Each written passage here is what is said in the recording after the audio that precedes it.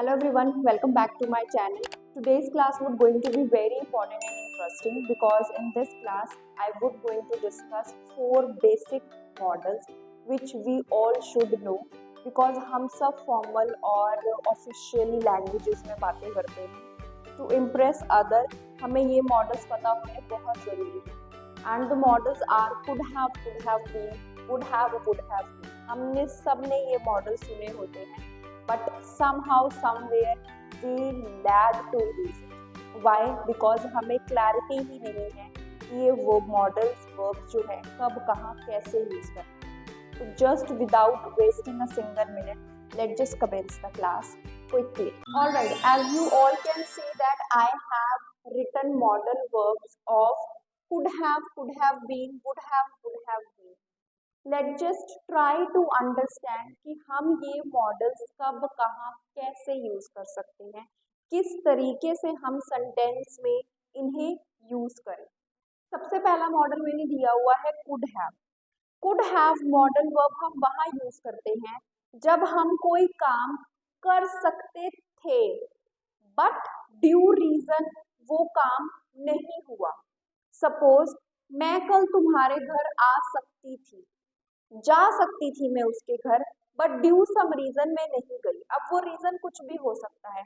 मेरा मन नहीं किया इसलिए मैं नहीं गई, या मुझे कोई अर्जेंसी आ गई इसलिए मैं नहीं गई, या फिर मुझे कहीं और जाना पड़ गया इसलिए मैं नहीं गई. रीजन कुछ भी हो सकता है बट वो काम हो सकता था बट नहीं हुआ. ठीक है, जैसे कि एग्जाम्पल हम ले लेते हैं. Rohan could have gone to her house. मतलब रोहन उसके घर जा सकता था. अब ड्यू सम रीजन रोहन नहीं गया. अब रीजन के ऊपर हमने ध्यान नहीं देना. रीजन कुछ भी हो सकता है, उसके ऊपर हमें इतना कॉन्सेंट्रेट करने की जरूरत नहीं है. सिर्फ और सिर्फ आपका ध्यान जाना चाहिए कि कोई काम जो हो सकता था ड्यू रीजन नहीं हुआ. ओके, जैसे कि एक और एग्जांपल ले लेते हैं. Teacher could have made the project. Teacher जो है प्रोजेक्ट बना सकती थी, ड्यू रीजन वो नहीं बना सकी. अब रीजन कुछ भी हो सकता था. ठीक है, आगे बढ़ते हैं. नेक्स्ट मॉडल है हमारा could have been. देखो, अगर हिंदी की हेल्प लेनी है तो कुड हैव की हिंदी होती है सकता था, बट कुड हैव बीन की हिंदी होती है हो सकता था या समटाइम है ऑल्सो. ये डिपेंड करता है कि हम कौन सा सेंटेंस बना रहे हैं. जैसे कि सपोज मेरे से कोई मेरा स्टूडेंट पूछ रहा है कि मैम मेरी नोटबुक कहाँ है, तो अगर मैं उसको बोलूँ कि तुम्हारी नोटबुक, तुम्हारी कॉपी या तुम्हारी किताब टेबल पर हो सकती है, हो सकती है, तो हो सकती means could have been. Alright, तो अगर मुझे इसकी इंग्लिश में फॉर्मेशन बोलनी है तो वो फॉर्मेशन मेरी कुछ इस तरीके से बन सकती है that your notebook could have been on the table, go and check. तुम्हारी नोटबुक टेबल पर हो सकती है, जाओ और चेक करो. राइट, तो एक एग्जांपल हम ये ही ले लेते हैं. Your notebook could have been on the table, go and check. तुम्हारी नोटबुक टेबल पर हो सकती है, जाओ और चेक करो. अगर कोई और देखना है तो हम लिख सकते हैं that principal ma'am could have been in the office. Principal ma'am जो है वो ऑफिस में हो सकती है, तो ये आपका किस में जाएगा, हो सकती है. ओके, कोई भी वाक्य जो आप हिंदी में हो सकती है या हो सकता है से बनाएंगे, उसमें हमेशा आपका कुड हैव बीन मॉडल ही लगेगा। आई होप आपको अब ये दोनों मॉडल्स अच्छे से समझ आ गए होंगे। So please try to form more and more examples. All right. Next category आती है हमारी would have and would have been. Would have, अब इन दोनों को थोड़ा सा ध्यान से समझना।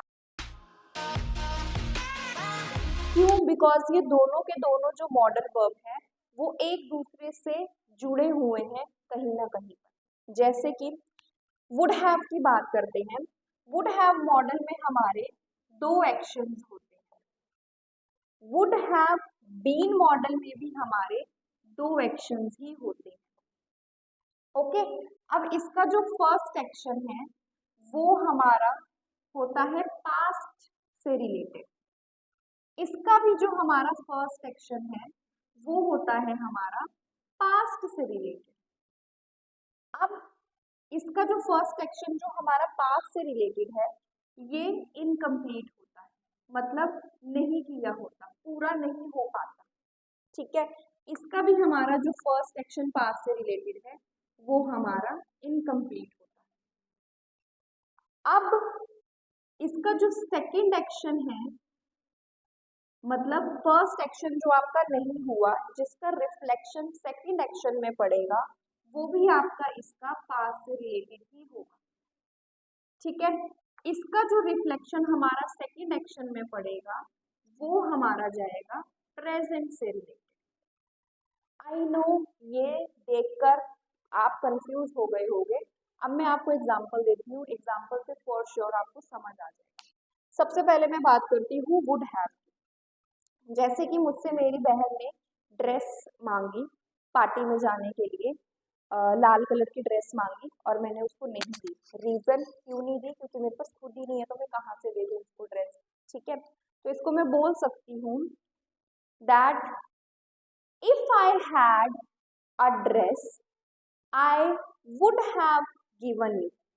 मतलब पास्ट में अगर मेरे पास ड्रेस होती तो मैं उसको पास्ट में ही दे देती, बट मेरे पास नहीं थी, मैं कहाँ से दे। एक और एग्जांपल लेते हैं, if I had money I would have given you, या I would have helped you out. अगर मेरे पास पैसे होते तो मैं तुम्हें जरूर दे देती या मैं तुम्हारी मदद जरूर करती, बट मेरे पास नहीं थे, मैं कहाँ से दूं। राइट, अब चलते हैं would have been modal verb की तरफ। इसमें हम बना सकते हैं, पहला एक्शन आपका होना चाहिए पास्ट से related but incomplete, and make sure जो आपका सेकंड एक्शन के ऊपर रिफ्लेक्शन पड़ेगा वो आपका प्रेजेंट का होना चाहिए। ठीक है, ओके। हम सबको आजकल इंग्लिश बोलने में बहुत ज्यादा प्रॉब्लम आती है। ठीक है, अगर हम यही स्कूल टाइम पे ध्यान से पढ़ लेते या हमें कोई अच्छा सा सर मैम मिल जाता पढ़ाने वाला, तो हमें आज इंग्लिश में सेंटेंस फॉर्मेशन करने पर इतनी प्रॉब्लम नहीं आती। तो हम इसको किस तरीके से बना सकते हैं? इसको हम बना सकते हैं that if I had learned English in school I would have been a good communicator at English. अगर मैं स्कूल में अच्छे से इंग्लिश सीख लेता या सीख लेती तो आज मैं अच्छे से बात कर सकती। आज सपोज किसी स्टूडेंट ने अपनी डिग्री कंप्लीट नहीं करी और उसकी वजह से आज वो जो बनना चाहता था वो नहीं बना। सपोज जैसे कि अगर मैं सुबह जल्दी उठ जाती तो मैं इस वक्त उनके साथ होती। ठीक है, या अगर मैं कल जल्दी उठ जाती तो आज मैं उनके साथ पिकनिक पर होती, बट मैं जल्दी नहीं उठी पास्ट में, जिसकी वजह से आज मैं उनके साथ नहीं हूँ पिकनिक पर। ठीक है, तो इस तरीके के सेंटेंसेस आप वुड हैव बीन में बनाएंगे। Let's just quickly form the example for would have been. Would have, सबसे पहले हम वुड हैव का एक एग्जांपल बनाएंगे और वुड हैव का हम एग्जांपल बना सकते हैं that if I had money, अगर मेरे पास पैसे होते, आई वुड हैव गिवन यू, मैं तुम्हें दे देती, अगर मेरे पास पैसे होते तो मैं तुम्हें दे देती। नेक्स्ट सेंटेंस की तरफ चलते हैं और वो है हमारा would have been. Okay, would have been की तरफ अगर हम सेंटेंस देखें तो ये हो सकता है if I had practiced for an interview, I would have been selected today. अगर मैंने इंटरव्यू के लिए प्रैक्टिस की होती तो मैं आज सिलेक्ट हो जाती। Okay, try to form sentences on would have and would have been and become good at English. Just jot it down somewhere and practice thoroughly. Till the time, bye bye, take care and wait for my next video.